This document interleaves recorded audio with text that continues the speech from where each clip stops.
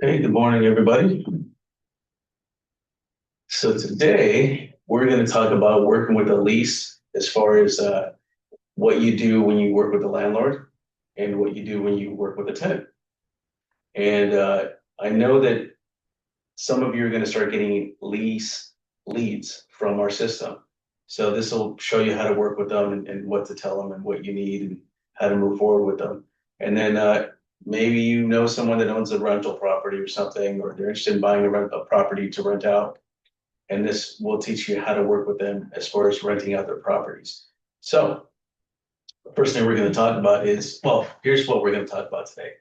Steps to launching your lease listing. So how do you launch your lease listing? What do you do? Steps to take when working with a tenant.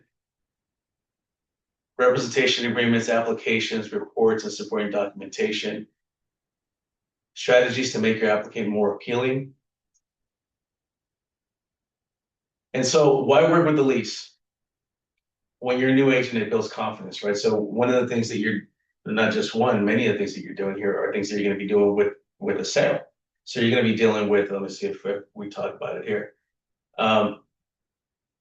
You're working with clients, you're learning how to talk to them over the phone, right? At first, you might be scared of what to say, how to talk to them, whatever it is, but this is going to help you. You're talking about, listings that are for lease. So you're searching the MLS. So you're working on your searching skills. You're working on speaking with clients. You're working on talking to other agents, scheduling showing properties, all these things, right? Contracts. So the more you do this, the easier it's going to get for you. So that when you're ready to sell a house or list a house, you're more familiar with it and it's not as scary.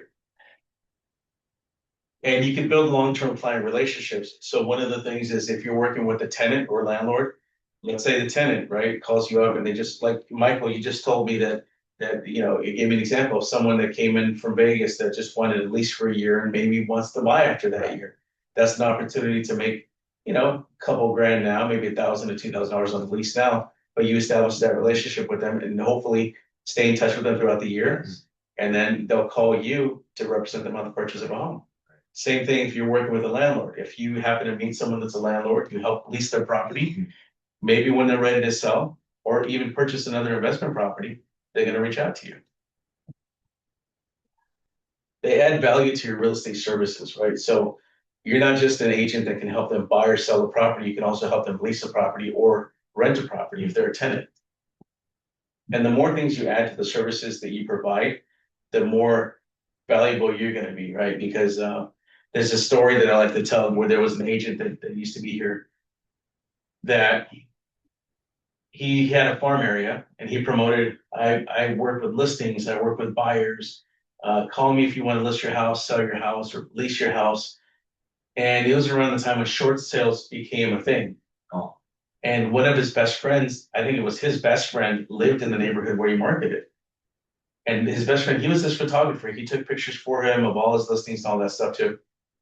And his friend listed his house with somebody else. And when the realtor he was pissed. He's like, "What? Why didn't you call me?" He's like, "Because it's a short sale, and I didn't know you worked with short sales. This other agent advertised saying that they work with short sales. So you got to make sure you cover everything in your marketing. Let them know everything that you can do. Otherwise, they're just going to assume that you don't know how to do that. So list all the services. I can help you buy a house, sell a house. I can help you buy income property. I can help you sell income property. I can help you lease your property out. I can help you rent a property if you're a tenant." Yeah, having knowledge of 1031 exchange is really important. Even when you're on the listing side, and you find out about, oh, okay, this is a 1031 exchange buyer or whatnot, like this, that's all critical. Got 2 sales right there. Yeah, totally. Yeah. It gives you experience in, again, like I heard before, communicating with other agents. This is important because you want to build some credibility. At first you're not gonna know what to ask. Right. But you're going to get into the flow of, okay, this is how I'm going to talk to the agent. This is what I'm going to ask them. These are the things I already have. I already know that I'm going to talk to them about. And the scheduling showings, this is important because you're going to realize that you need a certain buffer time between scheduling showings. Yeah. If you schedule a showing at noon and then another one at 12:15 and one at 12:30, guess what? You still have to open the property, show the property, then drive to the next property. So you got to make sure you give yourself enough time. So you'll get experience with that. And then, yeah, showing the properties as well, right? Opening the lock boxes. What do you do when you're going to show a property? Do you just open the house and then say, there you go, Mr. Tenant, look around? No, you want to go into open the property, turn on the lights, open the blinds, maybe just to show how light and bright it is in there. Walk them around the property, maybe tell them, hey, this has got a tankless water heater. That's what this is here. It's got brand new countertops. Look at the brand new wood floors, whatever it is, right? Point out certain things that you see in the MLS. So showing properties is going to be crucial. And then working with ZipForms and digital signatures. For leases, you are going to have to use ZipForms for to have them sign the contracts, unless you're going to meet them in person. They're going to sign the contract. So when you're working with the landlord, you can send them the disclosures for them to sign digitally through ZipForms. And then when you're working with a tenant, or you can meet them in person, right? Have them sign. And then when you're working with the tenant, you're going to have to upload that PDF into ZipForms, put in all the signature boxes for your tenant to sign, because it's not going to automatically put them on there for you. But again, this gives you experience, right? You're adding now you have to learn how to add signature boxes to every page, or initial boxes on every page. And then who's going to sign? Multiple people have to sign. You sign as the agent, the tenant signs as the client. And so now you're moving along, right? So you're doing things that you wouldn't normally do. And then submitting offers. In this case, your offer is going to be in the form of an application packet. So the application packet is going to consist of a few documents, right? We're going to cover that.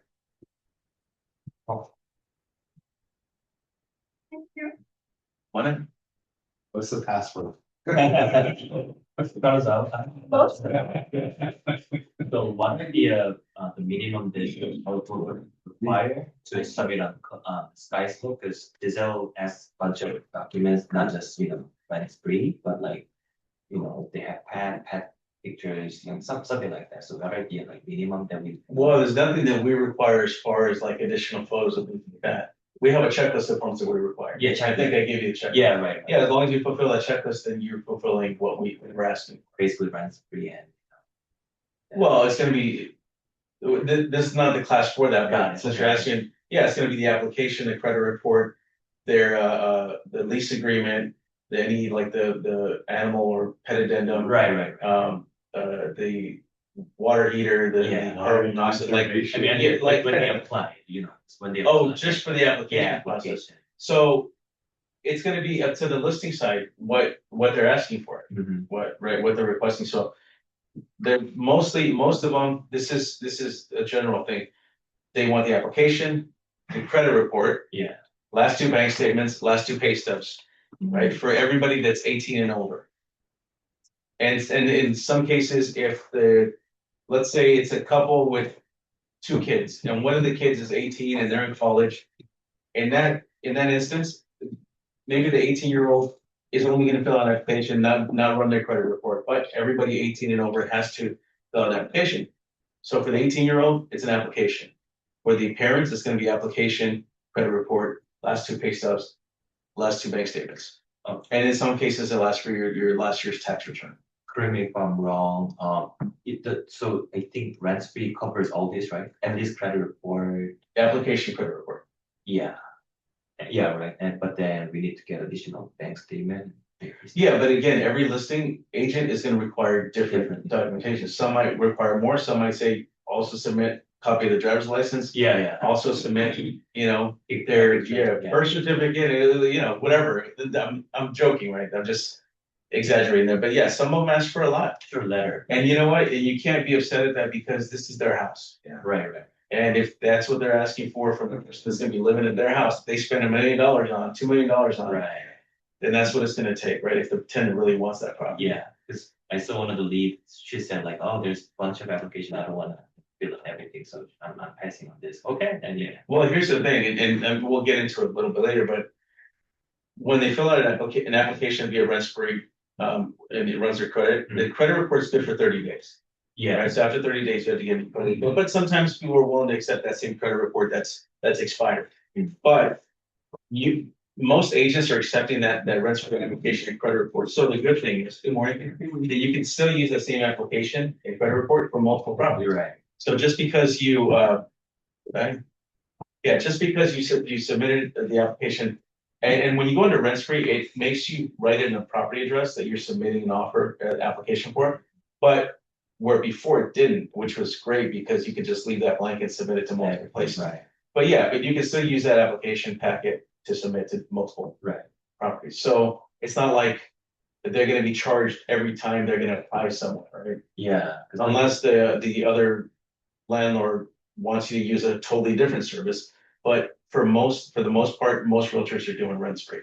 A little bit off topic, but I had a listing presentation yesterday. Mhm. I tried to just print out the listing RLA Mhm. and I had put an address in, and I was trying to keep it like, oh, let's keep this like kind of in the car, Yeah. like in case I happen to go to a listing presentation or somebody says, hey, Michael, can you somewhere else? Like, yeah, sure, here.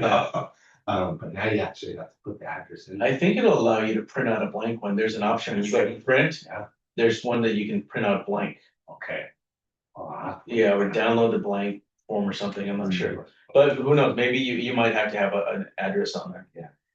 Question, Yes. how long take this rent spare process complete? How long does it take? Uh-huh. As long as the person takes to fill it out. Oh, okay. So if I send you, if I send you the link Uh-huh. and you're the tenant, as long as it takes you to fill out that application and then type in your credit card information for the credit report, that's how long it's gonna take. Oh, okay. And the application is not very long. It just asks what your name is, where you live, references, do you have dogs, how many occupants, things like that, right? And then They don't give you all the information a lot of times, about animals. They'll say like yeah, to be determined or or they say they don't have any pets, but remember, emotional support animals are not pets. So they're not lying when they say they're not pets because they're not classified as pets. But So- then we need the certificate, right? My tenant applicant provided her certificate. Yeah, but not everybody requires it. Got it. Like, yeah, so I there's some places I hear where you have to have it, and some places where it's not required, as long as they tell you, you should believe them or whatever. And then like, there's some services, and I'm not sure if I don't think Red does this, but they screen or verify the certificate, Oh. right? And not everybody does that. So how do you know what's real and what's not real, right? Because you could just go online and apply, and then in 15 minutes you pay $25 to get a certificate. from Dr. Bob. Yeah. So, but in most cases, I don't see people really questioning that. They're scared. Yeah. Right. I don't want to get sued. Let's just move forward with it. Yeah. So landlord, what is it? Understanding all sides, right? With landlord side, what do they want? They want to protect their property. They want income. What does the tenant want? They want a secure, safe, fair, housing. And what does the realtor want? What do we do? We advocate or advise, facilitate for either side, whether you're representing the tenant or the landlord, and you want to get paid, right? And then hopefully you get repeat business out of it. So now we're going to talk about lease listing, like launch preparation attached. So we've talked about, we previously talked about how to launch a listing for sale. So it's going to be pretty similar. So we're gonna just kind of breeze through it, but we'll touch on some things here. So you're gonna conduct a property rental market evaluation. So it's just a regular CMA, but for rentals. You're gonna go into the MLS and you're going to search for similar properties in the area that are recently leased. What they lease for, similar square footage, maybe 200 less, 200 more than the subject property. I would definitely select the same number of bedrooms. And then just what leased in the last maybe 3 months, 6 months, how much they lease for. It gives you an idea of what they're leasing for. And you also want to tour the property to see if it's move-in ready, maybe make some recommendations. Hey, you probably want to touch up the walls, make it a little more appealing for the tenant coming in, or professionally steam clean the carpet, things like that. There's carpet. And then you want to discuss terms. You want to talk about agreed on list price and what the security deposit is going to be. Discuss and agree on agent compensation. Tell them, hey, I charge 3%. This covers me representing you. And then discuss the possibility of tenants maybe not having representation, and then that, or if couple of things here, if the tenant is not represented, they have to pay you an additional fee to represent the tenant. But if the tenant is represented, you have to make them aware of the possibility that they might request that you pay for their agent's commission. And right now, everybody's asking for that. And right now, also, let them know, most landlords are paying you, right? Discuss what the landlord pays for and what the tenant pays for as far as utilities. Who pays for water? Maybe sometimes the landlord pays for water, trash, and the tenant pays for electricity and gas, or whatever it is. And sometimes the HOA covers trash and water, whatever it is. Also the gardener, if there's gardeners. Code Cosgrove. Now that BRBC, there's now like a TRBC too, right? Yes. So now like it's actually formalized, like how we're gonna. Yeah, we're gonna talk about that, yeah. You also want to discuss parking. So what parking is allowed here? Is it just in the garage? There's some HOAs that don't allow you to park in the driveway or on the street. You have to park in the garage. So these are things you have to talk about, right?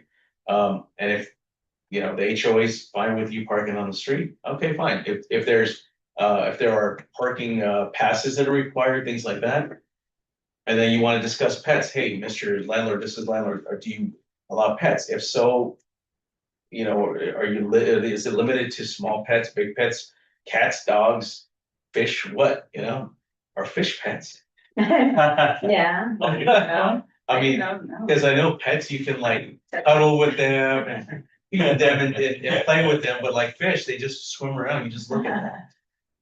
It's like a form of entertainment. And then like another thing is like FICO score, credit history, salary. Like how much, what's the ideal candidate for you?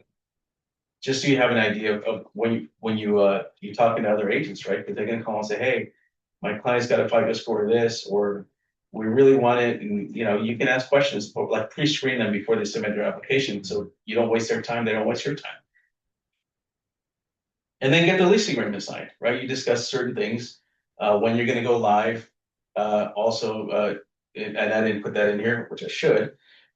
When you like a schedule, what's gonna happen? Hey, let's sign the lease agreement now. I'm gonna put in the MLS on this date. We're gonna take pictures on this day.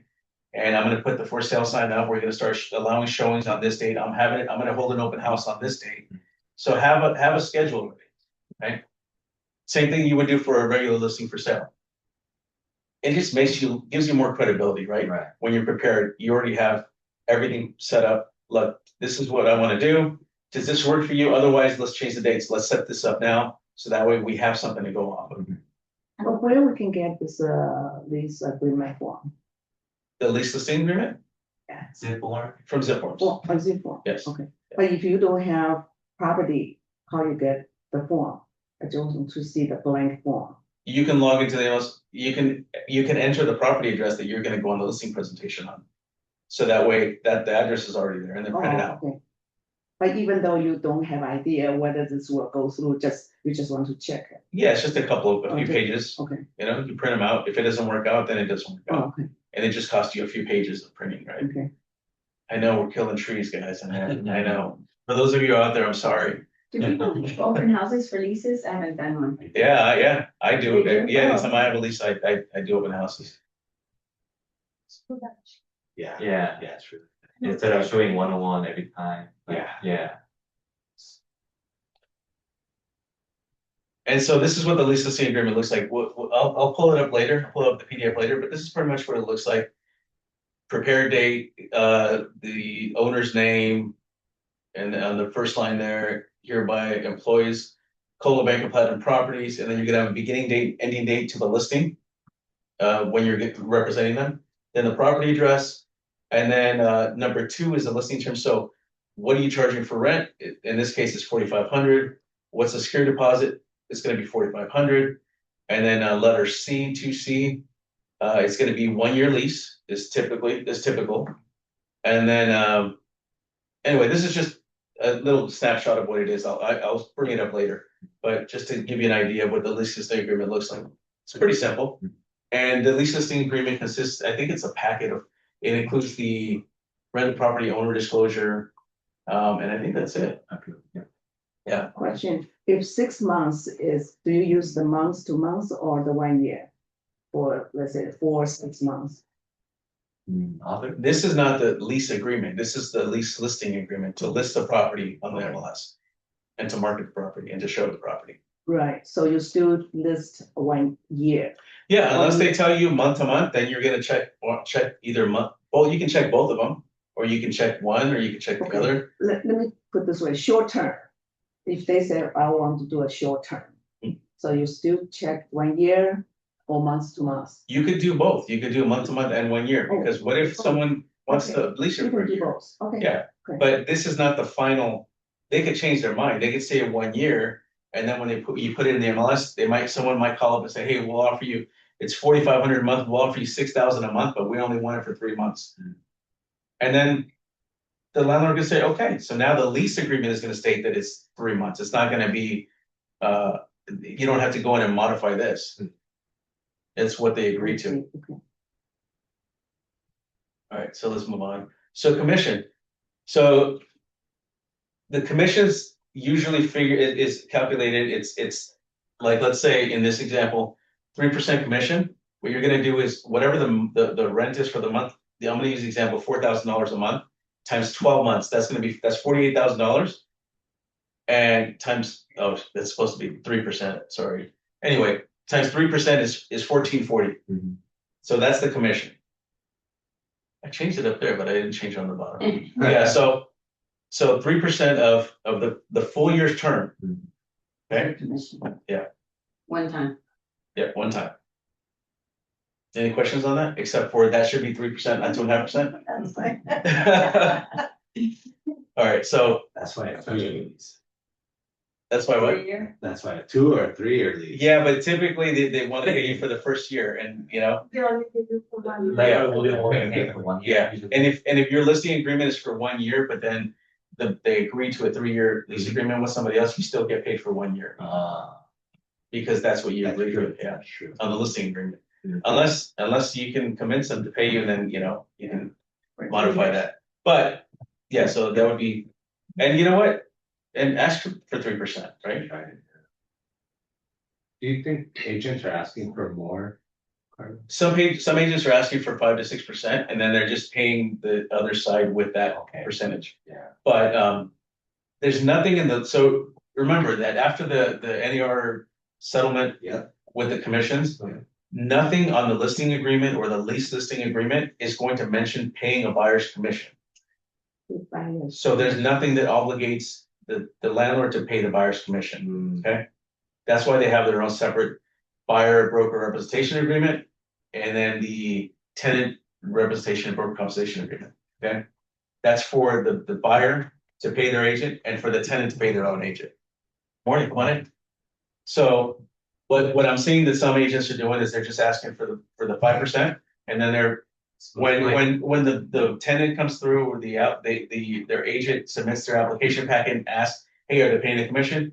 Yeah, we're paying 2.5%. So that way you're pretty much splitting the commission that they're giving you, right? Or I'm paying 2%, and then you get to, yeah. No, that was the thing back before this all happened. There were some agents that didn't want to share their commission, Right. so they would offer $100 on the MLS, and that, you know what, and that would deter a lot of agents from showing the property. Some people call and say, are they offering a commission before it even comes? Right. Well, that's the thing, I don't exclude it, but I do ask. so the strange thing is that before it was the agent that would be like, I'm not gonna show that property, they're only paying $100. And then the client is the one that suffered from that, right? Yeah. Because, hey, that could have been a property they fell in love with. But now that they have to pay their own commission, they say, hey, only show me properties that are offering commission to pay commission, Interesting. right? So it's like, Oh, okay, yeah, because they don't want to pay it. yeah, the irony, right? That's weird, yeah. Before it was our fault. Hey, you didn't show me that property because they were paying. And it's like now only show me properties that are offering to pay commission because I don't want to pay commission. Right. Yes. And slow down, I'm slow. Okay, what do you mean pay commission? I thought the tenant will pay the commission, so you ask the landlord side pay the commission too? So here's the thing, when a tenant, when an agent is representing a tenant, they fill out a tenant representation broker compensation agreement saying that they're gonna pay their agent. Yeah, right.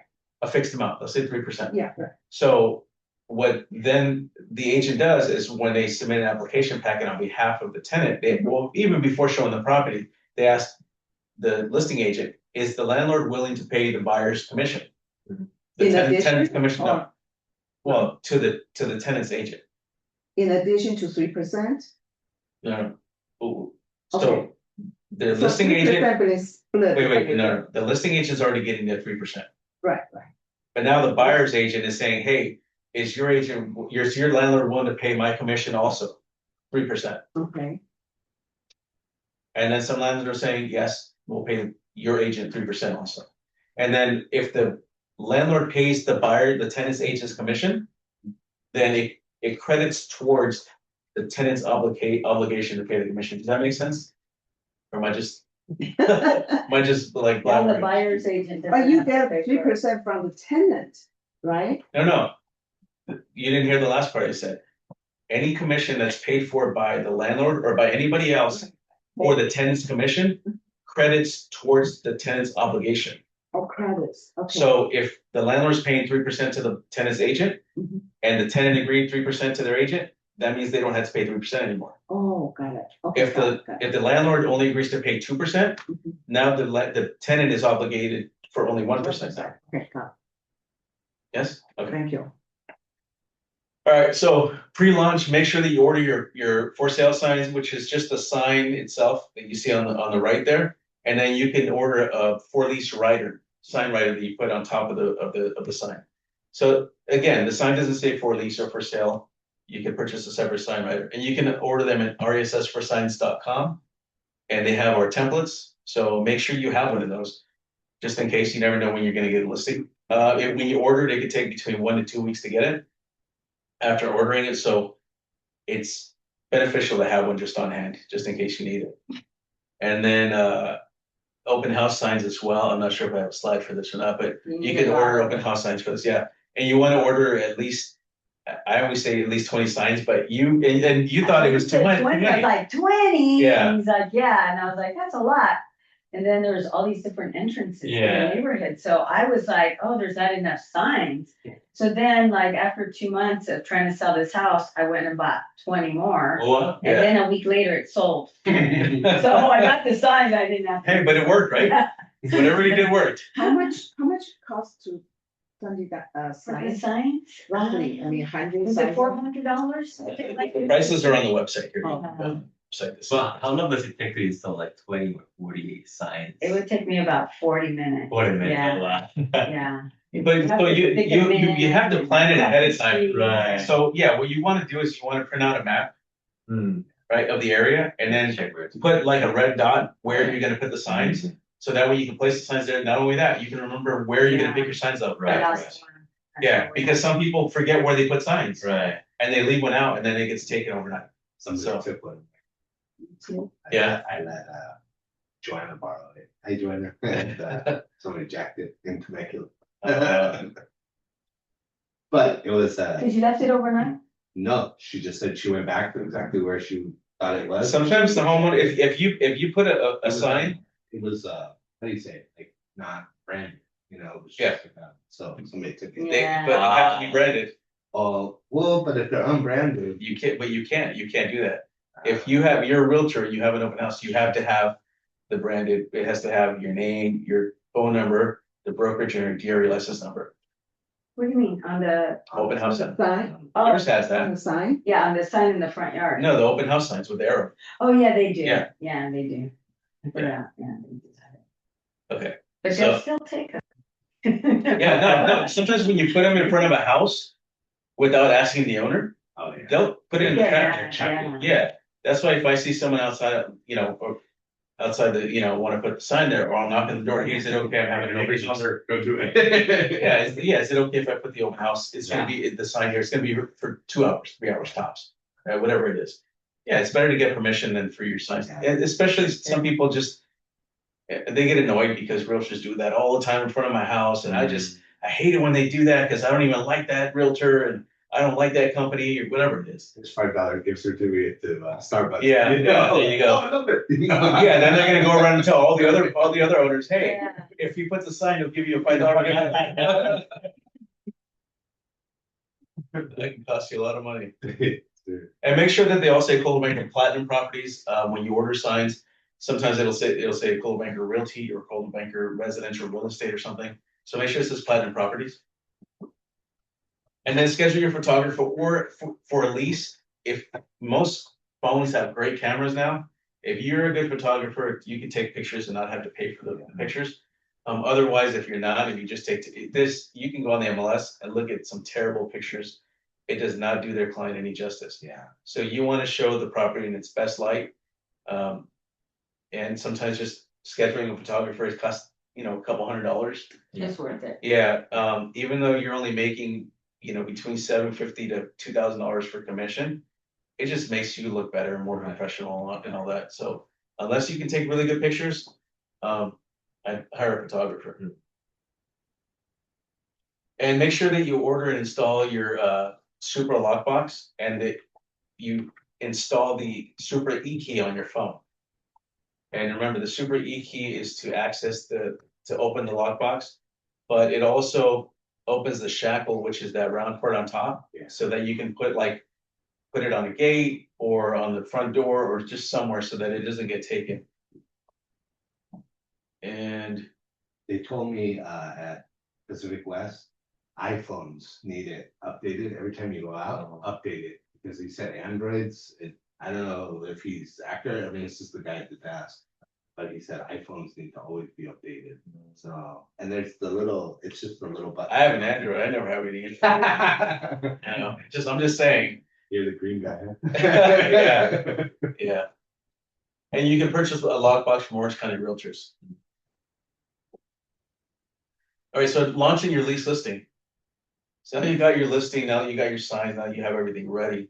What you want to do is now you want to enter into the MLS. And when you enter into the MLS, you're going to need a lot of information about the property because there's a form that you fill out for information on the property that's going to show up. When you look at an MLS printout, all that information you see there, somebody added that information. So guess what? That's going to be you when you have a listing. And the more information you have about the property, the easier it's going to be to complete and submit the listing.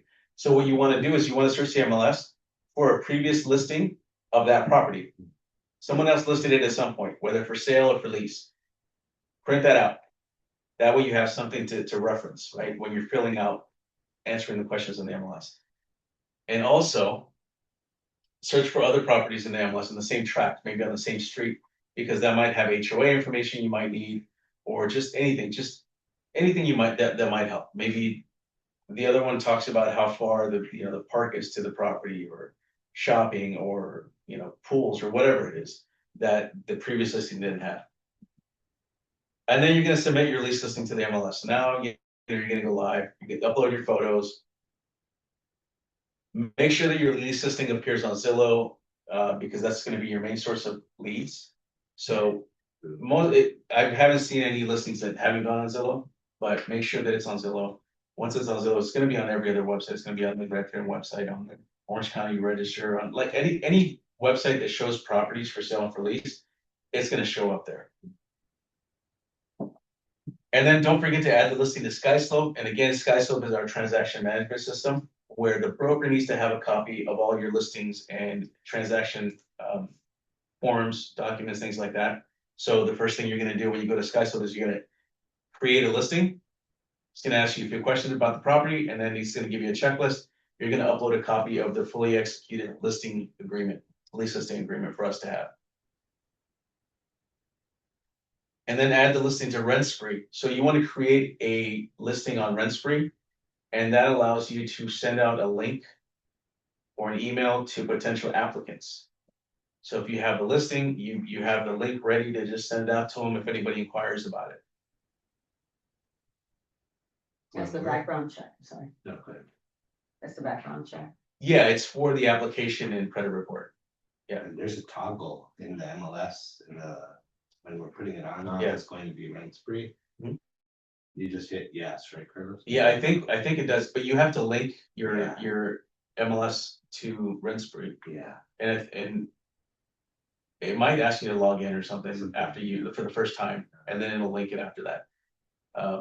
Question on the sky slope. Do Yes. you need to apply account to get into the sky Sky Slope, flow? no, we create an account for you, so when you have a Oh, transaction, let me know and I'll add you to it. oh, okay. Yeah, most of the agents are in there now, and It has fee, like monthly fee, guys. Like, not for you guys, Oh, for the broker, yeah. got it. And for the tenants, they have to pay too. right? No, he says Sky Slope. Oh, sorry, Yeah. yeah. Okay. That's great. Thank you. And then, so once you create the transaction to Sky Slope, this is what the checklist is. It's pretty much just, all you have to do is upload the lease listing agreement. And then if it's gonna be a lease over a year, you're gonna have to add the agency disclosure. So that little asterisk next to it is if applicable. So listing launch tasks, other tasks, you're gonna install the yard sign and the sign writer on the property. And then install the lockbox. Log into SuperWeb website to assign the listing to your lockbox. I don't want to confuse you guys, but I'll see if I can cover this without confusing you. You're gonna log into the SuperWeb website. It's gonna ask you to enter the serial number to your lockbox. So then it assigns it to your account. Once it assigns it, you can log into that Super lockbox through the website and assign it the property address. So you're just gonna say, this is assigned to 123 Main Street. And you can control, what time the lockbox is allowed to be accessed. So only allow access to people between 7 and 7. Or 8 to 8, or 8 to 6, or whatever it is, right? So if someone tries to access the lockbox after those hours, outside of those hours, they can't open the lockbox. So things like that, but also, for you, your notification as to who's seen the property and what time they're seeing the property. Do you want to be text? Do you want to be emailed? Do you want to be text and emailed? So what happens is when somebody opens the lockbox, let's see an agent scheduled showing, or maybe they didn't schedule a showing. They access the lockbox, they open it.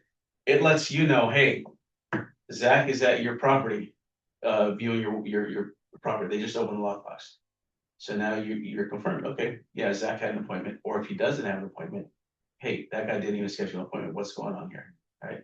But you keep track of who's accessing the lockbox. Is that the same as the super e-key? Because. You can do that on the Super E key too, Okay. but through the Super E key, I don't think it allows you to assign a property address to the lockbox. That is done through the Super Web website. That's Okay.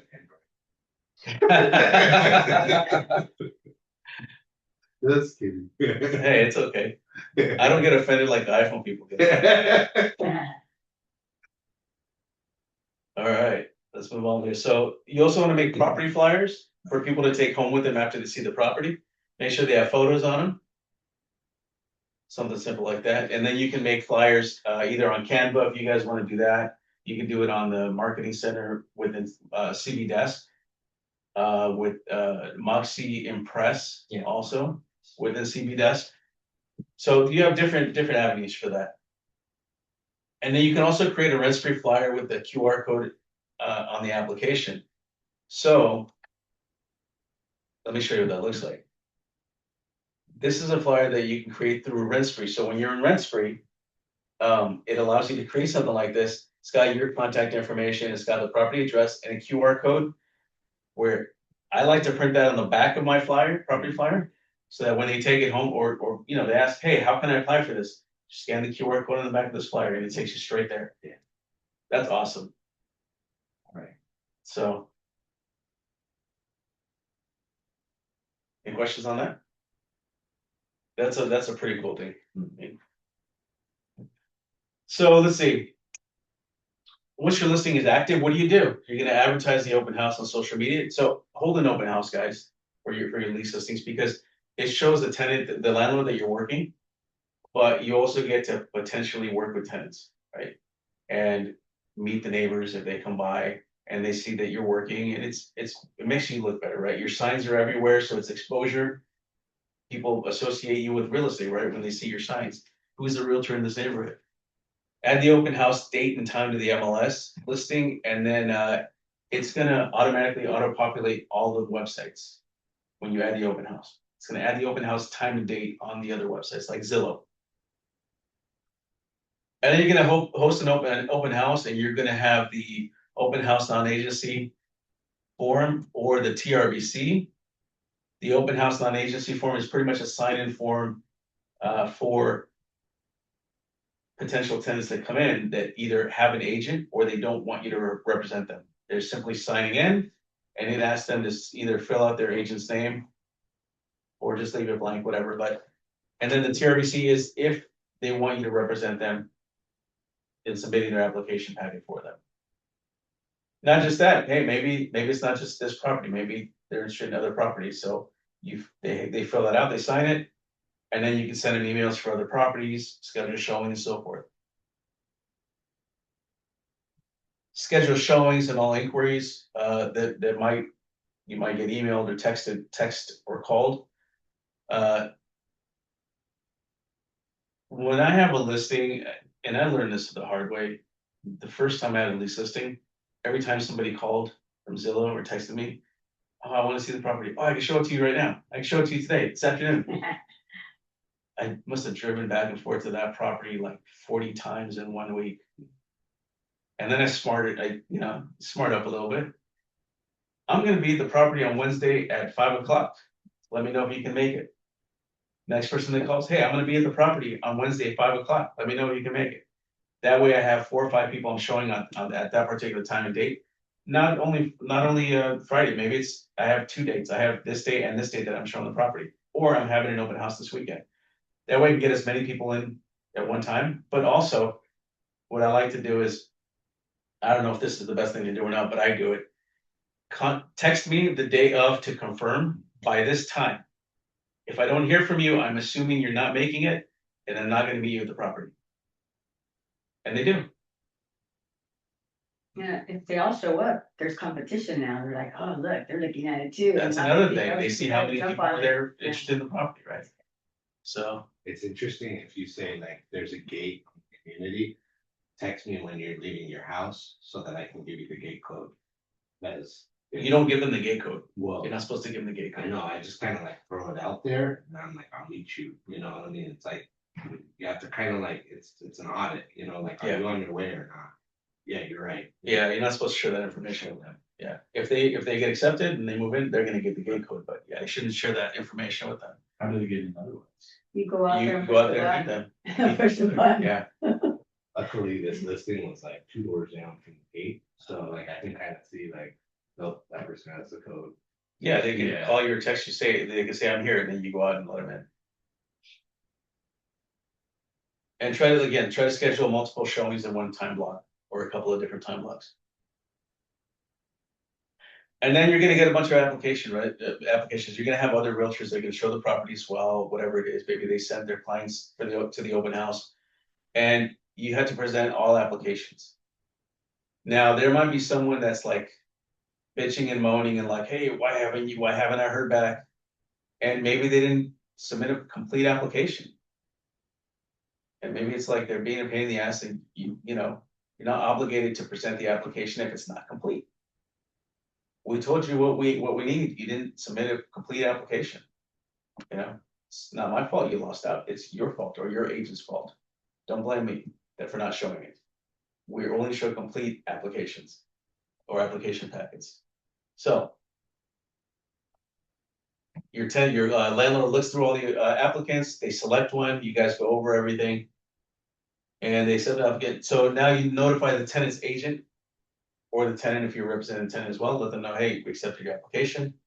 What's next? We're going to write up the lease agreement and the necessary forms. Review the lease agreement with the landlord. Make sure that everything's what you agree to, and send it out to either the tenant's agent or the tenants directly if you're representing them, and have them sign it. Have the tenant sign it first, then the landlord after. Change the listing status and the MLS to closed. Don't forget to do that. So you're going to collect the security deposit in the first month's rent. And the first month must be 30 days. So Brian talked about prorations last week. I'm not going to do that now, but it has to be 30 days. whether it's the beginning of the month or the middle of the month. And then you're gonna upload all the fully executed forms, agreements and everything, supporting documents to SkySlope for the company to have a copy of everything. And for you to get paid. Otherwise, you won't get paid. And then you're gonna arrange delivering the delivery of the keys to the tenants and so forth, right? So you guys are gonna arrange all that. So just to let you know what's all entailed in all this, right? Give a copy of the move-in form to the list of the tenants agents so they can give to their tenant. Eventually, they have to fill it out, sign it, send it back. And they give the landlord a copy of the transaction complete file. I like to print it out, put it in a folder or an envelope and hand it to them of everything that was signed, everything that had to do with the listing, right? So they have a copy of it. And a lot of agents don't do that. They're gonna appreciate that you did that. Sorry that we're killing trees, but it's important that you keep a file of that, right? So it's easy for them to find. If you email it to them, maybe they prefer that. You can email them like a zip file or something, but yeah. So if I understand correctly, in the for sale side, we have title company manage all the documents. For renting side, No, you said title company? yeah, I mean for sale, for sale part, not for listing side, for sale. For sale, title doesn't do anything like But that. title company doing all the documentation, right? No, they don't. Oh, no, okay, Title only does a preliminary title report. but usually. But, okay, anyway, I'm confused, a little bit confused. No. I mean, a good segue there is And you isn't could it, have a transaction coordinator help you. escort, let's say escort Escrow does. representative. Yeah, escrow doesn't handle the paperwork. You still do all the contracts. Escrow has another process. Right, They right, collect the right. money. They're, write everything up. They handle the deeds, all that stuff. Okay, yeah, that's the for sale side. So for renting side, the Sky Slope is the one represent all the documentation. No, even if you have a sale, you still have to upload all the documents to SkySlope for us to have a copy of it. Oh, okay, So whether it's a lease or a sale, we need a copy of all the documents that are on the checklist for the file. okay. So it's required for you to get paid. So some people like to use a transaction coordinator. We like for you to do the first couple of transactions yourself so you have an understanding of it. And then if you get really busy, too busy to where you can't handle all the transactions, you can hire a So transaction what's the coordinator. relationship between the Sky Slope and Co-op Banker? Here, let me make it, so before, can I use this? Yeah. So before, you had to get all the contracts signed, all the documents, Yeah. and you put them in a folder. Yeah. And you handed them to the broker. Here's my complete file. Here you go, Carlos. And then the broker, we go through, okay, this is correct, okay, this is correct, oh, you're missing signatures here, Okay, take that back. Oh, okay, so this is what you need. So instead of doing that, now you're just doing it online. oh, okay, Sky Slope doing that. Yes. Okay, got No, it. you're doing that, you're uploading the Okay, documents to SkySlope for us to have, instead of handing us the printed papers. You okay, scan them on. okay, okay. Yeah. Thank Yes. you. That makes sense? Thank you. Okay. All right, so let's move on. So this is what the lease transaction checklist looks like. So once you've accepted an applicant, then you have to, everything that has the asterisk is if applicable. Otherwise, everything else is required. So like if you look on there, the application is required. We need a copy of the checks. So once you receive the checks for the landlord, we need a copy of that. Scan it, take a picture, whatever you want to do. Lease rent, mold, ventilation addendum, move-in inspection, rental property owner disclosure. So these are all things that are required. Everything else is if applicable, and it'll tell you there if it's not applicable or if applicable, when lease rental. So like, for example, I guess there's not an explanation. If you guys have a question on something that there's no explanation for the asterisk, when do I need this? Let me know. I'm not gonna cover that right now. Yeah, where we can find this list transaction checklist In SkySlope. or Sky Slope? Yeah. Can you? Otherwise, I can Can send you a print copy one? of it, yeah. Thank you. Carlos, how do you handle the MII? You just kind of like mail it to everybody, And, or like what's the best way? Cause you're at the end of the transaction now. And you wanna do the move-in inspection. And you just kind of wanna like, between all the pictures you've had to take and all that stuff, you know, you wanna like finalize everything. I'm glad you brought that up. So before you lease the property, the landlord should take pictures of the property Okay. in the Yeah, condition cool. it's in. Okay, and then just to save them, because when the tenant moves out, you have to take pictures again of the property Yeah. before they move out. So that way you know what needs to be repaired. And then if the landlord makes any repairs, they have to take pictures after the repairs were made. Yeah. So you need 3 sets of pictures. Pictures of move-in, pictures before move out, and then pictures after any repairs were made. So that way they can do itemized deductions of their deposit. Do Yes, we do, house inspection, unit inspection before and after? no, Oh. it's not like a sale where you have to do an agent visual inspection, no. But how do you know the stuff is working or, and after you move in, you may find something not working, so then. That's what the move-in inspection is for the tenant. The tenant- So when the tenant gets that form, the moving inspection form, and they go through the property as they're moving in, they're taking a shower, so they wash the dishes, they're putting stuff in the garage, in the closet, so they can see if there's something that needs to be fixed. So you don't or need something that's already the broken. professional doing the house inspection. Do you need to hire? You can if you want to, nobody does that though. I mean, Not for a I've never lease. heard of anybody do that for a lease, but you can, Okay, So and I- then you're gonna write down anything that's deficient. You're an inspector by profession. Yeah. You like go through it. So maybe there's a cracked window, maybe a torn screen, maybe a torn carpet in the corner. You wanna write all these things down. Because you don't, your tenant should write all these things down, because they don't wanna be responsible for paying for something that's already broken or torn or ripped or, whatever, or just deficient. That would be a nightmare if inspectors started to get in on that business, like all, Yeah. like California mandate. But what it is pretty much letting the landlord know, hey, this was already like this when I moved in. Yeah. So I'm signing this, it was like this. Landlord signs it, okay, now we know. So that way when tenant moves out, they don't get charged to fix that. yeah, I rent a house in San Diego, and I didn't do the inspection, I was not aware of all the stuff.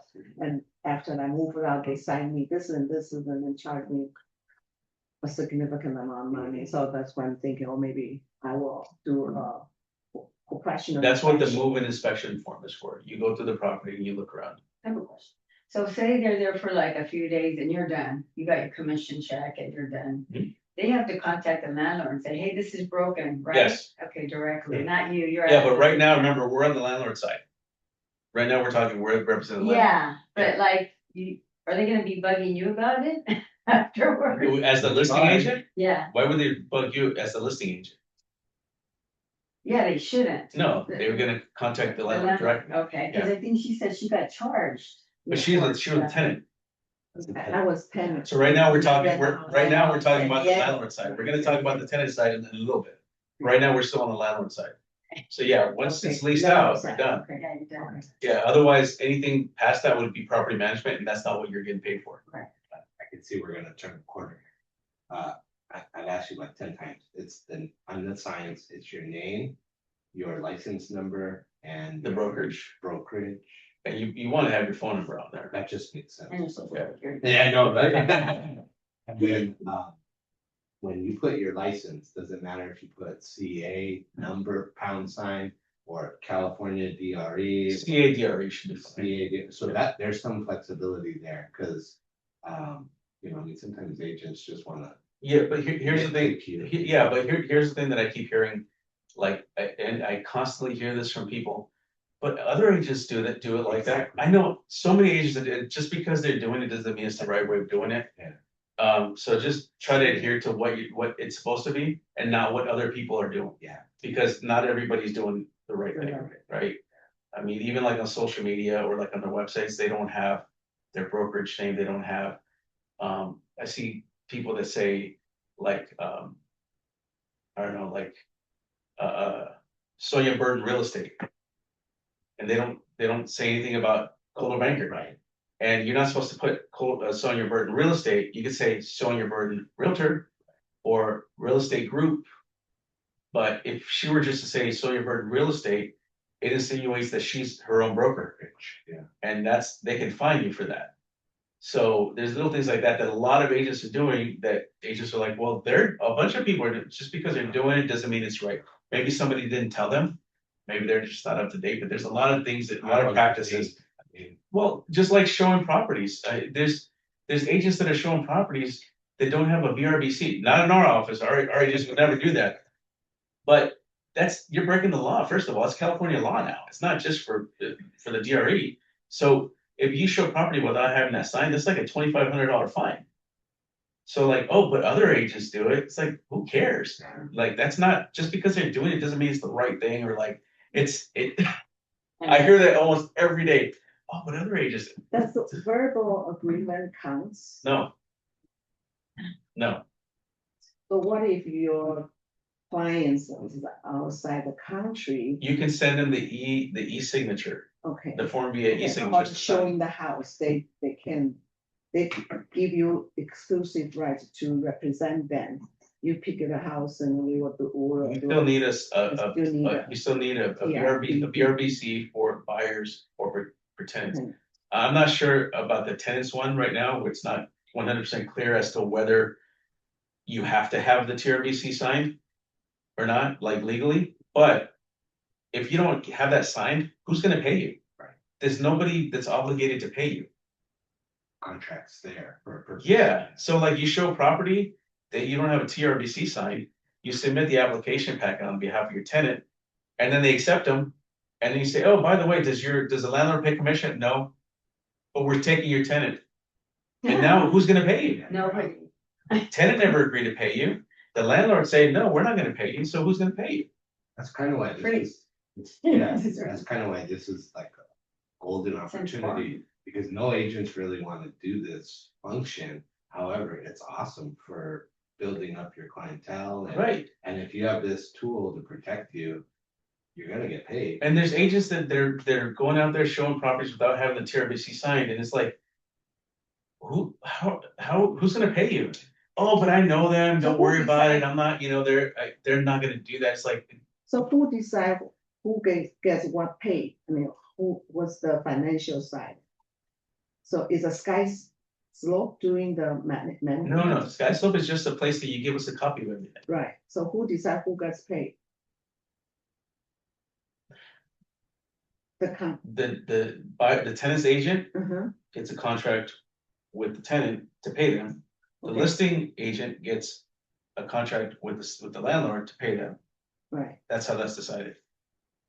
Okay. And then the tenant's agent can negotiate that the landlord pay for their commission also. So that's all decided that way. I'm not sure, does that answer your question? No, I I don't know what my question, but Okay. anyway, go ahead. I think we can role play it after. Yeah. So, okay, now we're gonna switch modes. I know you are. Yeah. Flow chart and the. Yeah. All right, so now we're gonna switch modes now. Now, forget about the listing side. Now we're representing the tenant. So we're the tenant's agent. Okay, so what happens when we represent a tenant? So you want to consult with the tenant. You want to, hey, what city you're looking at or cities? Hopefully they narrowed it down to one. Find out the reason why, if this city, why this city? What's important to them about the city, right? Beds, baths, how many occupants? How many of those occupants are adults? Because you need to know how many rent-free links you're going to send out, right? You're going to email the rent-free application. Some people say don't send the rent-free application right now. Some people want it now. I want to send it now because I want to know what I'm working with, right? I want to know what's your credit, what your income is, all these things, and it has to be in writing, right? Because once you do the credit report, it tells you what the credit report is. Because what if they're telling me, oh, they have a 780 credit score and they make all this money, but once you do the rent-free application and the credit report, their credit is like 550, and I want to know what I'm working with. Hey, look, after you submitted complete the application and rent-free, the credit report, I don't think I'm going to be able to help you. You want to rent in Irvine for $6,000 a month rent, but this is your income and this is your credit score. hey, this is gonna be really difficult for me. Maybe I could try, we'll see, but maybe I don't wanna waste your time or waste my time. But I would do that for that reason. Some people, Rich the other day said, don't send the rent-free link until you find the property that you want to submit an application on. Okay, he wants to do that. Because the listing agent might require certain things, right? They might tell you, hey, this is what we need the rent-free, and some don't use rent-free, so. Yeah, it's gonna be up to you how you wanna handle it, but I wanna know what I'm working with, and if I'm gonna waste my time or their time or not. You could use the same rent spree though for multiple properties. Right, Right, yeah. Yeah, but again, in the MLS, some might say we don't take rent-free. Oh, yeah, okay. That's what I'm saying, Oh, I so, see. you know, Rich recommended wait to see what the requirements are on the listing from the listing side, if they want to submit an application, because, you know, that could determine whether you can do rent free or not. Yeah. Cause Shweta showed me a way on the rent spree to kind of not have the address there Mhm. and just kind of like a blank address and we just send it out to multiple properties. Okay, And it's been working well. It's Good. been fine. No one's had an issue with it so far. how do you do it without an address? Well, I follow what she does, which is use a car application. Yeah. And then it's, when you're entering to create the link for, Rent Spree, it says you can fill it out manually. And then I think it's like comma, just put a bunch of commas. Yes. And then if they're only looking in Irvine, you put Irvine, but then I'll just put like comma. Okay. All Anybody's commas. filling something in. Yeah. Okay, all right. Why wouldn't they accept rent free? Property management. I know Brian doesn't accept rent free. He wants to go through his application process. They have their own, They have their own. and they do a background check or something, They do. whatever everything. they do. Yeah. So, and most of them are not property management companies, most of them are realtors, so. For the most part, they're gonna accept rent free, but just let your tenant know, hey, most agents are accepting this. Some are not, Cause they have to pay for it, right? Yeah. It's like $25 or something. $40, $39. And then the one that Shredder does is $49. Yeah, she and I trying to both use the one that includes income verification. And I think that's the only difference, Yeah. the main difference, between the two. Yeah. All right, so let's move on here. You wanna request supporting documents like bank statements and pay stubs. I like to have that up front. Be ready with the application, the credit report, bank statements, pay stubs, so that if they fall in love with the property, boom, I'm ready to go. Let's submit it, right? Otherwise, you get all this stuff after you show the property, and then they go home. It's a Saturday. They go home, oh, I can't get my pay stubs until Monday when I go back to work. I have to go into the company computer and log into their network, and it's like, okay. Somebody Now, else got yes, it by now. yeah, you lost it by Yeah. then, you know? And then you want to make sure that they sign the tenant representation and broker compensation agreement. And this is the agreement that they're gonna pay you a commission, Yeah. representing them, so forth. Any questions on this?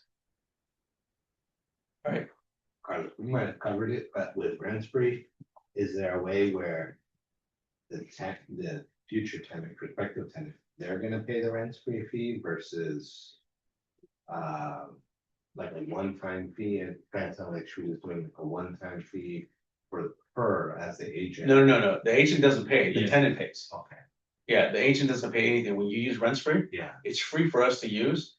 We send a link to the tenant and then they pay for the credit report. yeah, And it's $39 for the credit report, but if you want to include the background, what is it? Income verification? It's 10 more dollars, so it ends up being $49. And then the reason why we do the blank one is because there's an option where they can pay an extra $15 on either the 40 or the 50, where it says they can reuse it for multiple properties. I guess they using different realtors or something like that. But if you got them to sign the because I had guarantee. the perspective that was like really upset with me, that she was like, well, that sucks, like I already paid the money, and I was like, well, you know, like kind of like caveat emptor, like you know, did you read the part about you could apply to other properties through rent? Wait, but so she got upset with you when you had to do a rent spree? I can't remember exactly the way it went down, but I think I told her like, this is through rent spree. And she's like, well, I don't wanna go through them because it's $50 or whatnot, and I was like, well, that's just what the landlord requested, like, you gotta go that route, you know? Yeah. So she was all upset about that, and I try to like, kind of, you know, tell her like, you'll get access to a lot more properties, you know, it's not just this property, but, you know, but, yeah, that part's a little bit. Yeah, just let them know that they can reuse that multiple times. Yeah. With that feature. So this is what the TRBC looks like. It's just a snapshot of it.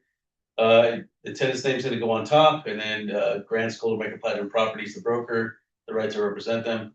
And then we're gonna add the beginning date and ending date, and you wanna check mark the box that says exclusive, so that way they only work with you. And if they end up getting renting a property through anybody else, you're entitled to the commission. And I don't think this one gives you a time, the restriction to 90 days like the BRBC does. But, I mean, you don't wanna put like a year on here, 3 months should be fine. And then, and again, we're not gonna go over this whole thing, but then, under 2B. It says it's for single family residential, unless you're gonna, it's a condo, you can include the condo, townhouse, things like that, if you wanna do that. And then location, you can type in Orange County or specific city or whatever it is that you wanna do. But anyway, let's move on. I don't wanna go too far into this, but this is what it looks like. I know some of you are new and haven't really seen these forms, and just to give you an idea. And then when you're representing the tenant, you're going to hopefully understand their budget needs, right? You already know how much they can afford, what they're looking for. Search the MLS and email listings of homes to the tenants. You can either set them on an automatic email where it automatically sends them everything that matches their criteria. So when you fill out the form on the MLS, you're saying, let's say it's in the city of Irvine, and everything under $4,000 a month, 2 bedrooms plus, and you save the automatic email. It's going to go to this person. Now, anytime anything comes up with that criteria, whether a new listing or a price reduction to that price, or it comes back on the market, it triggers the email to send out to the client. Those are the 3 things that'll trigger that email to go out. Or if you have a really picky client that only wants specific things, that don't send me anything that I didn't ask for, because the MLS will sometimes send that. Yeah. On the automatic emails, then you would have to log in every single day to see if there's anything that matches that criteria. Make sure it has a bathroom downstairs, or make sure that it, I don't know, that there's no pool or spa, whatever it is, right? And only select those emails and email them to the client, right? So it's auto email versus search every day for specific listings. Yeah, because once in a while, you're gonna get those tenants or buyers that are gonna be like, I didn't like working with my last agent because they didn't listen to me. They sent me properties that I didn't even ask for, right? They weren't listening to my criteria. My It's like, experience was, they asked for a yard. Yeah. And then it's like, okay, like, let me go into the MLS description and specifically say, yard has to be like in the description somewhere, and it works like 80% of the time. Yeah, but yeah. You're not getting like Right. everything, Right. you know? Yeah. And then you're gonna schedule it to 10 showings. So you can either send them to open houses on the weekend if there's like multiple open houses, or you can schedule the showings and show them the properties. And make sure to adhere to the showing instructions. So whatever, if it says in the showing instructions for that listing, text agent 2 hours before showing, go direct. Email agent, before and wait for confirmation, or call agent, or it might just say, go direct. Don't let me know, just go. I don't have to know it's vacant. So make sure you adhere to those instructions, because if you don't, that's a potential fine. And then you don't want to walk in, you're just driving by the neighborhood after showing one property, you see another one, oh, hey, I didn't see this one there, let's go see that one. You go open the house and someone's walking around just out of the shower, or someone's doing something, whatever, right? You gotta be careful, so make sure that you adhere to them. Avoid discrimination or steering. So when tenants don't say, hey, this is a all white neighborhood, you don't wanna live there, let's go over here, this is more your, yeah, don't do that. Let's see, submit application, the supporting documentation, so once you end up finding, they fall in love with the property. Submit their application. And what you can do is, even before, and I should have mentioned this, we talked about this earlier. When you're calling to schedule the showings, or maybe you want some information about the property, call the listing agent and ask, hey, is the landlord paying a commission? That way you know upfront, you can let your tenant know, hey, we could potentially get the landlord to pay your commission if you go with this, if they accept you. Or let them know ahead of time, give them a heads up, hey, they're not paying a commission, just to let you know, do you still want to see it? Yes, okay. So, if they are gonna pay a commission, you wanna include with your application packet, the lease commission, I think it's lease rental compensation agreement. So that's a TRPC? No, It's a different one. no, it's called the lease rental compensation agreement. And I'll show you guys, what that looks like. But that's pretty much, I think it's coming up here. Yeah, so this is what it looks like. So this is an agreement between you and the landlord. You and the landlord. Yes, so you're saying housing provider, see up there on the left, that's checkmarked.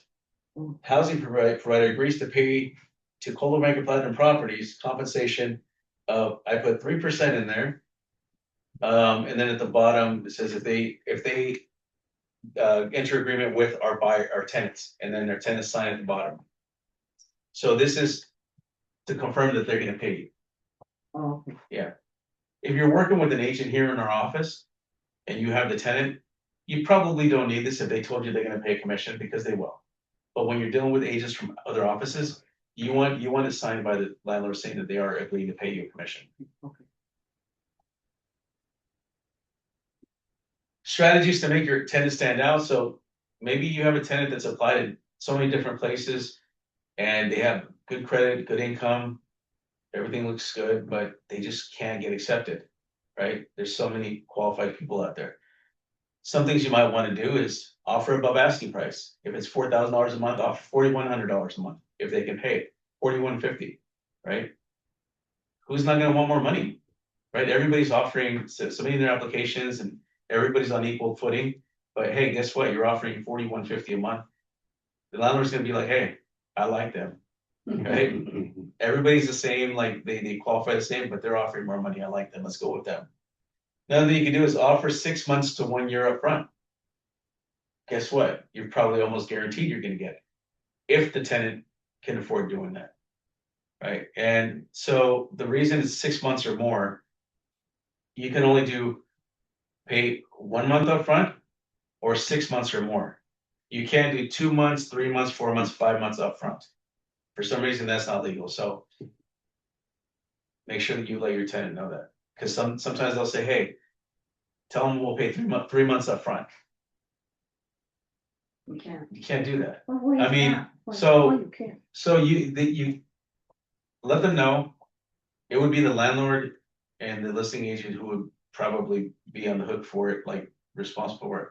But as long as you let them know, hey, we can't do this, we can ask them. And if they accept it, that's up to them. Because it'll probably give the tenant an out if they wanted to get out.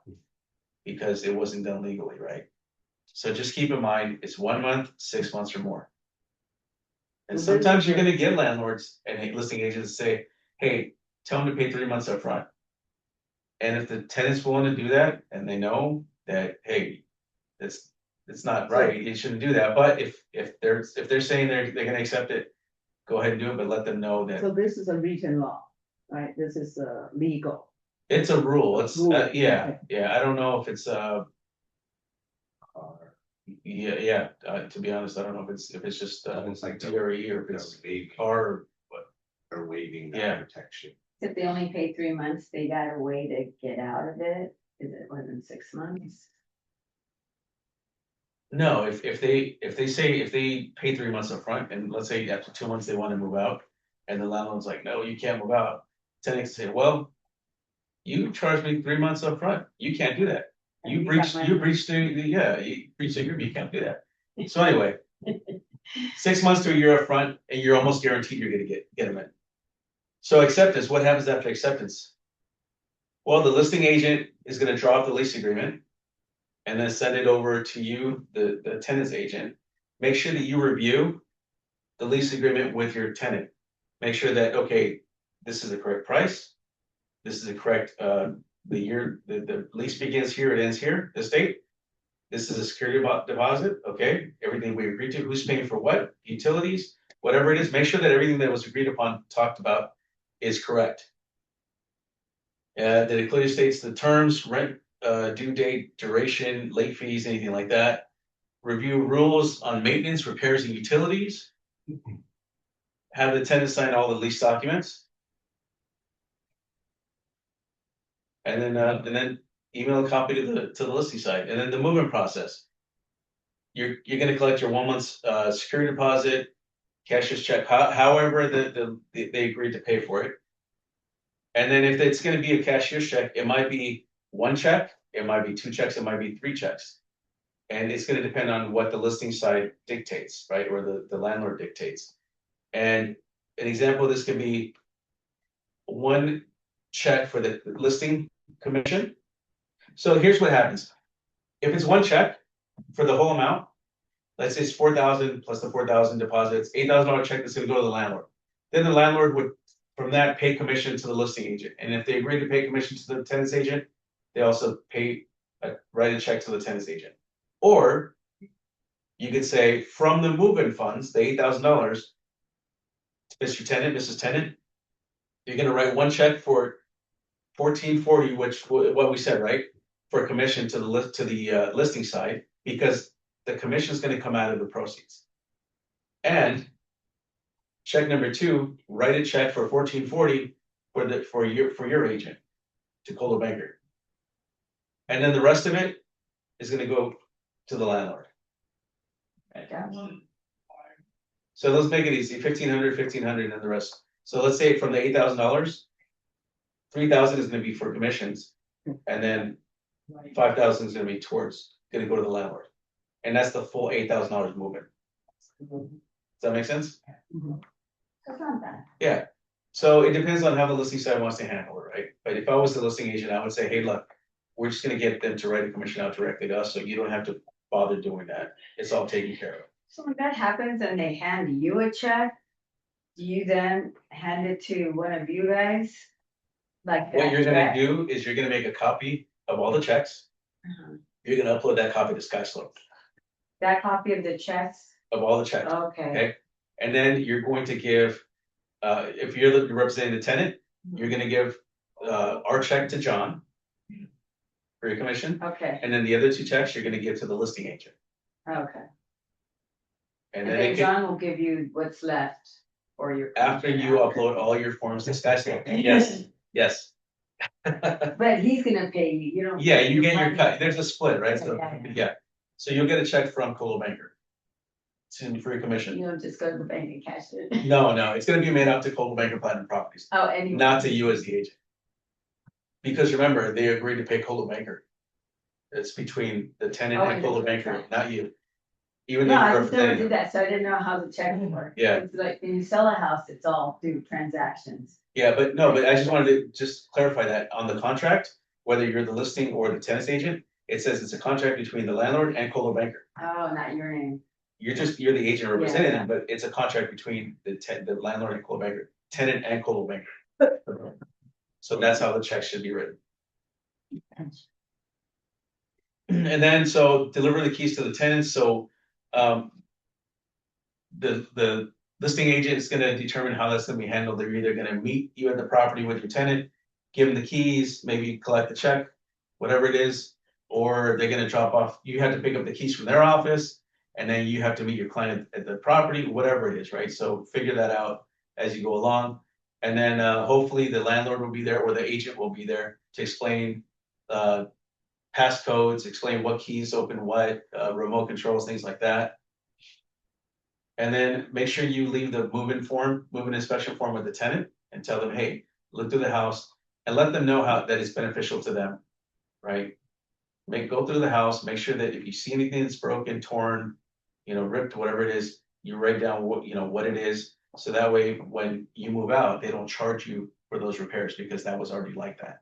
And that benefits them. If they don't do it, they could be paying for a lot of things, right? Make sure you remind them to change the utility. You should have already told them a few days before, hey, make sure that on move-in date, the utilities are switched over to your name.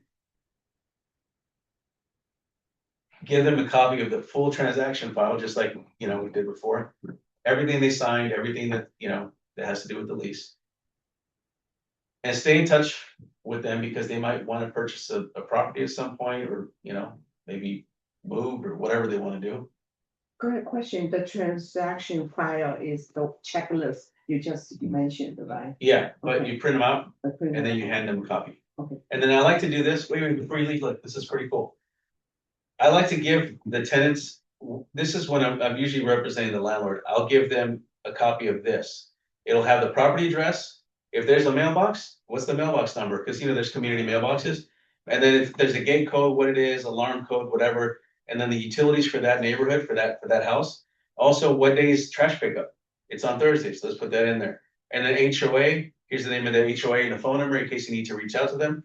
And then at the bottom, the landlord contact information. I'll have the name of the landlord and their contact information. Here you go, that's everything you need. I'm out of here. Do Peace you out. collect all that from the landlord at some point Yes, during the interview Yeah. process? Yeah, cool. So is this from landlord or from us? if I'm representing the landlord, I provide this to the tenants. How about you represent? If I'm representing the tenant, I will, Create. well, I haven't represented a tenant outside of double ending the lease. So haven't had to do this separately, Okay. but I would do this for, yeah, as well. Yeah.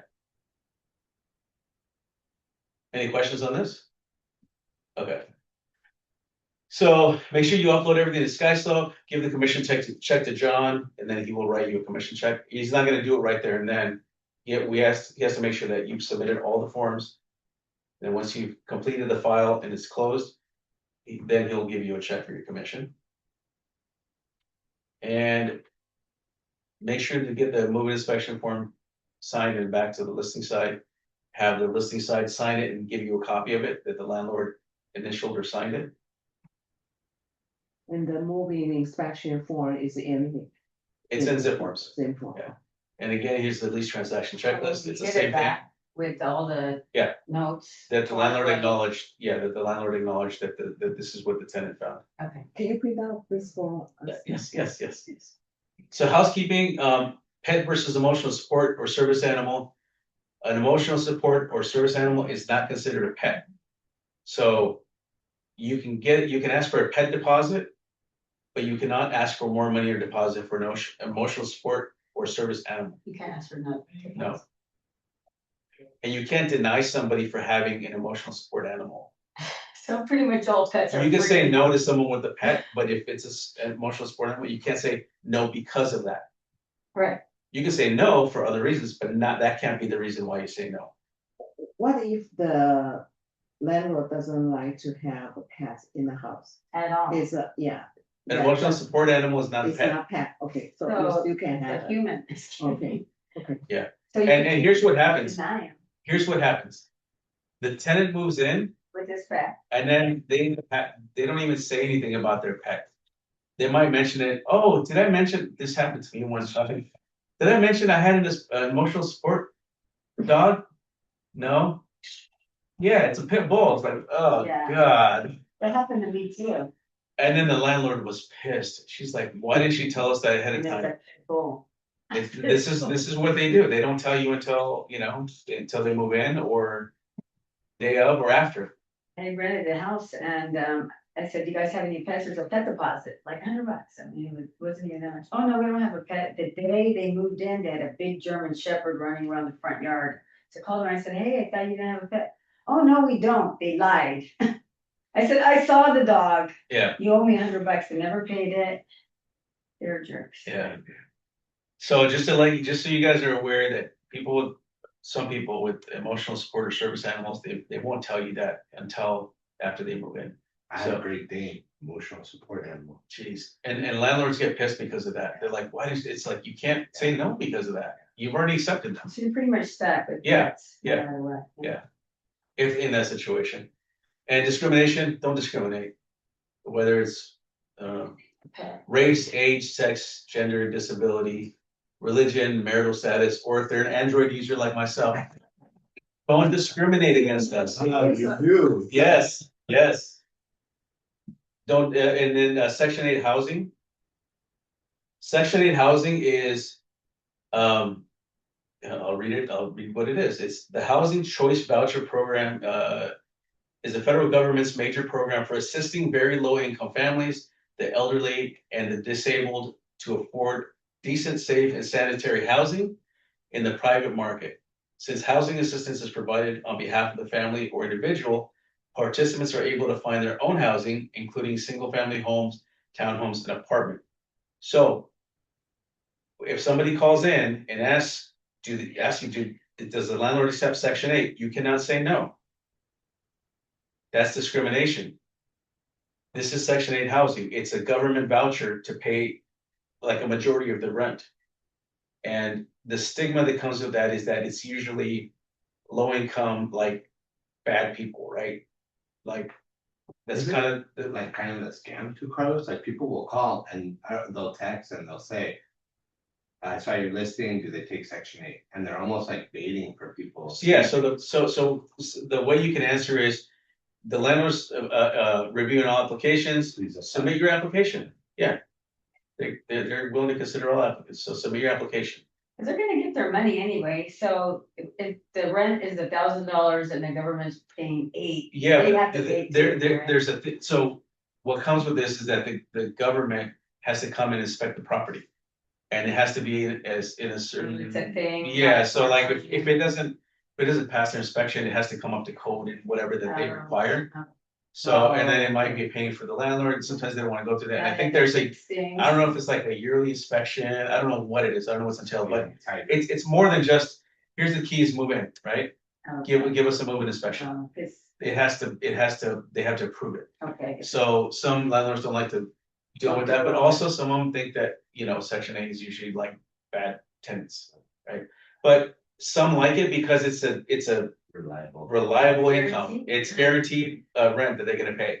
So I think that this, I don't know what percentage it is, but the tenant themselves end up having to pay maybe a few $100s out of their pocket. And the government pays the rest. So don't say no to them. Just say submit your application, the landlord will review all applicants.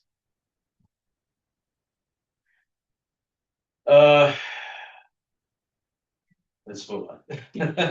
Third-party tools, skyslope.com is the website for Skyslope, which is the transaction management website where you upload a copy to us, the broker.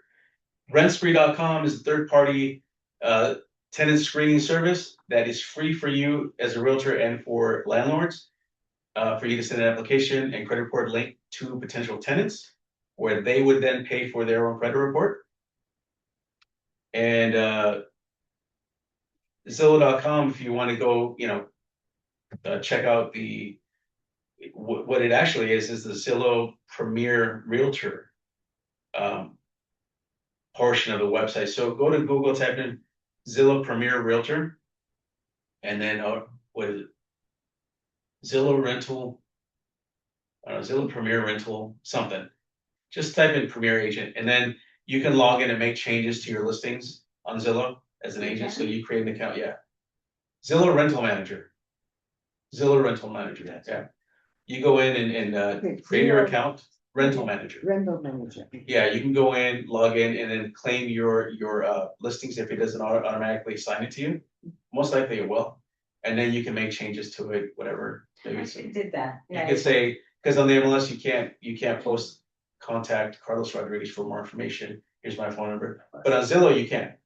So you can log into the Zillow listing and then add all those things to it. I have a quick question on Rent Spree, like say someone's looking for a mobile home.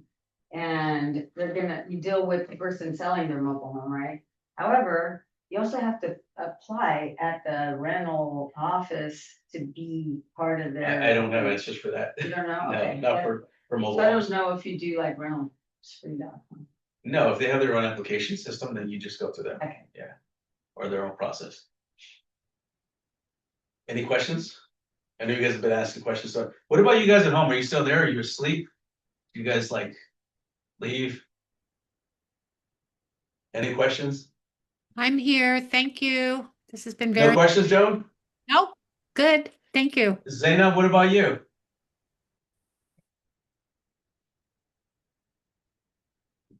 She loved us. Okay. On break. All right, so let me just finish with, I wanted to show you guys the actual. The lease agreement, lease listing, not the lease agreement, the listing agreement. So this is what it looks like. And then we already talked about this top portion where you do the date from to, and then how much the lease is gonna be for, and then security deposit. And you're gonna scroll down, and then you can include personal property that will be maintained. This can change from now until you do the listing, right? As long as whatever's on the lease agreement, everybody agrees to it, that stays in place. This is where you enter the commission agreement, the commission amount. So this is a tenant agreement This is the listing agreement between the landlord and the agent. on landlord and agent. Yeah. And let's scroll down. You guys can read this later, pull it up yourself. Updated too. Sorry? This one got updated in June. Yes, this is the Which update. color that? You can do this, additional compensation to broker if tenant is unrepresented, and then put an amount here, like another 2-3%. Or give them a discount and say, I'll do it for 1%. And then scroll down. Following to payroll unless otherwise specified, first month's rent upon possession, or maybe a specific date. Security deposit due to broker, execution upon date, things like that. We can move on here. This isn't set in stone. This is just, for your agreement for now. Again, whatever you end up writing in the lease agreement, once you accept the tenant, whatever terms you agree to are gonna be final. So even though maybe they said here that, they're not gonna maintain something, they might say, you know what, we will later on. So, Fridge is in here somewhere too, right? The new requirement. yeah, they're, I don't know if it's some. Yeah, so landlords are required to provide a refrigerator and a stove Oh, and maintain that. Sometimes a tenant will come in with their own refrigerator and say, I don't want it, then, that then okay? they're responsible to maintain their own refrigerator. okay, But wash and dryer, they're not required. okay, but So- refrigerator and stove, Yes. they have to leave it there basically, don't take it with you, If they move if out, they move out. How about the But they can always furnished, switch it out.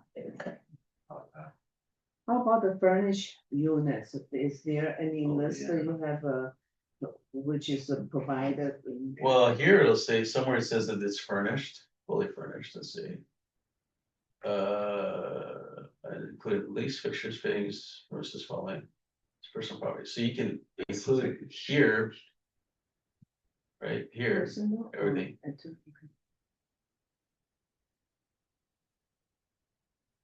Let's see.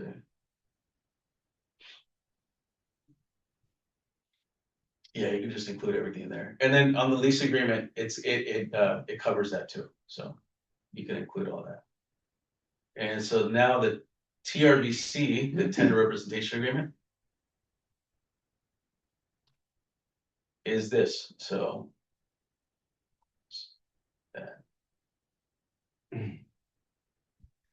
So it's between the tenant up here and Coldwell Banker Platted Properties, beginning date, ending date, exclusive.